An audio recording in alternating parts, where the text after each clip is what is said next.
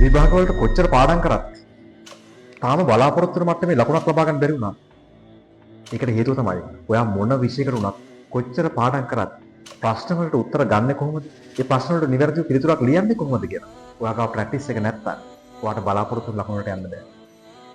දන්නවද 2025 ඒරල් විභාගයේ ආර්ථික විද්‍යාවට ඒ සාමාර්ථයෙන් 8ක් තියෙනවා. ඉතින් 2026 ඒ ලෙවල් ලියන ඔයා වෙනුවෙන් ආර්ථික විද්‍යාව සඳහා ප්‍රශ්න පත්‍ර සාකච්ඡාවේ වැඩසටහනක් ආරම්භ කරලා තියෙනවා. ආදර්ශ ප්‍රශ්න පත්‍ර සාකච්ඡාවක් වගේම පසුගිය විභාග ප්‍රශ්න පත්‍ර පාඩමෙන් පාඩමට වෙනම සාකච්ඡා කරන්න අපි බලාපොරොත්තු වෙනවා. එහෙනම් වැඩිදුර විස්තර දැනගන්න සහ මේ වැඩසටහනත් එක්ක ලියාපදිංචි වෙන්න පහත WhatsApp අංකයට WhatsApp මැසේජ් එකක් කරන්න.